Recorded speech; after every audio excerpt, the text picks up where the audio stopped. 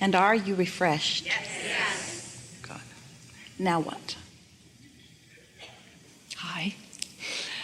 My question's about habit, which is something that you mentioned right near the end of the last part of the session. When there's a habit or a pattern that you're trying to break, trying being the operative word, where you sometimes manage to catch yourself, sometimes you don't, sometimes you take off with the reaction kind of thing that you were talking about. I guess I'm looking for a way to circumvent. Well, there is a way. Okay. There is a way, and there's only one way, because if you wait until you are in the action mode before you try to turn it around, then you have to use willpower, and often there's so much momentum going that your willpower just doesn't stand up. You can't buck your own current. So the key is to catch it at earlier, more subtle stages, when it's a vibration that you could shift, or an emotion that you could shift, or even a thought that you could shift. We were talking about the thoughts turning to things, and we were talking about when that inspiration comes and that idea, and then the ideas come.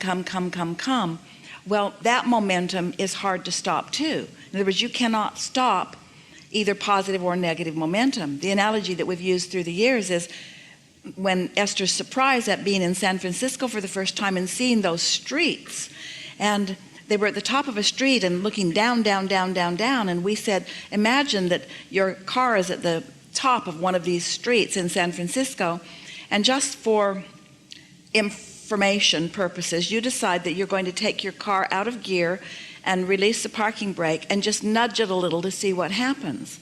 Well, you are pretty sure of what's going to happen, because momentum is going to take that car faster and faster down into the sea. But if right as you began it, you realized what was happening in the early subtle stages, so you got out in front of it and you just let your car bump up against you a little, it would stop easily, but you wouldn't want to be at the bottom of the hill trying to stop it. And so it's the same sort of thing. A belief is a thought that you continue to think. So once you have a belief about something, usually there is a strong momentum about it, and those beliefs don't change immediately. So rather than trying to change the belief, if you just give more airtime to things that you prefer, after a while the momentum of the unwanted belief will just dissolve. It will just become inactive. And so when you're thinking about beliefs, or you're thinking about momentum, think about what generates the momentum. Think about what is the basis of it. And if you cease doing that, then it will cease to be active. And when it stops being active, then it will stop having any pulling power for you. So it really is about, as Jesus said, turn the other cheek. Turn your attention to what is wanted, and the unwanted will dissipate. It's what we meant earlier when we said there's no law of assertion and there's no law of regression. You can't go back. There's only a law of attraction, only a law of inclusion. And when you're turning your attention to it, you are including it because you've activated your vibration. And there really isn't enough willpower to stop that. So you're talking about practice, like you just keep practicing and then you get to the point where the other lets go? We're talking about caring about how you feel and choosing better feeling thoughts at the early subtle stages. The way we would approach it if we were standing in your physical shoes. For example, do you want to give us an example of something that you would like the momentum to subside on? You want to give us an example of a habit of thought, belief, or something that you're wanting to change? I guess one example of like not having something that I wish that someone else had, or that I perceive that they have. It might not even be a physical kind of thing or a material thing, but that I perceive that they have emotionally, or I perceive that they have, security. Them having it makes you more aware that you don't have it. Right. Because by comparison, and so when you see them having it, you feel jealousy or envy or disappointment. Right. Because you don't have it. So you feel that emotion, and that lets you know first off, that you are differing from the way your inner being is looking at this. Your inner being does not see you as being deprived of it. Your inner being sees it a different way. So you feel that negative emotion, and then you have one thing and one thing only to do. You want to be able to think about that and feel better. Now, follow our thought about this. Sometimes you can't think about it and feel better because there's so much momentum. You're at the bottom of the hill trying to stop the car, and when you think about it, you can't think about it and feel better. So you have to choose to think about something else. So sometimes you can just think about something else, and just by not thinking about that, your resistance will dissolve, it will dissipate, and then the thought that you are giving your attention to more will become dominant. If it's something that is in your face a lot, if it's something that you just can't get your attention off of, then you must find a way of softening the resistance. And the way you do that is by going general on the subject. Think less about the specifics and more about the generality. For example, you could say something like, law of attraction says I get what I think about. That's a really general statement. And it would make you feel better because your inner being does agree with that. You could think, there have been things that I've wanted that didn't come for a while and then did come. So I know that things can come to me. So that's a more general statement. It's also a statement that your inner being understands and makes often. You could say something like, maybe even that person at one time didn't have it and now they do. That could make you feel better. But when you make a statement that says they've got it and I don't like that they've got it and I don't, now you haven't done anything about dissolving that point of attraction. In fact, you're encouraging more of it. You see what we're getting at? It's easier just to change the subject. That's what you did with your children. Just change the subject, and if you can get them distracted, hold out something shiny over here, and then they're not worried about that horse that they want to get on over there. But if they're really determined about something, then sometimes there's nothing less than them throwing a fit and then getting so tired of crying that they fall asleep before they stop thinking about it. Yes, and you are exactly the same. You are.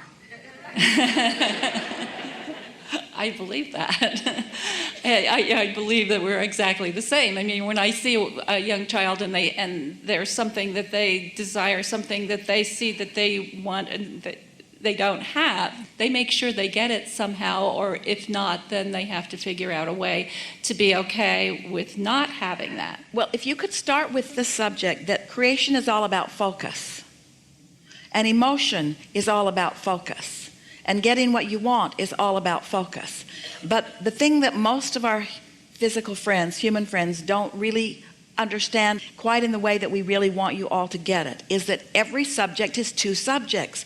And just because you're thinking about this thing that you want and you have a smile on your face and you think you're using positive words doesn't mean that you aren't focused upon its absence. If you say, I want more money, are you really a vibrational match to the more money you want, or are you a vibrational match to the money that you don't have?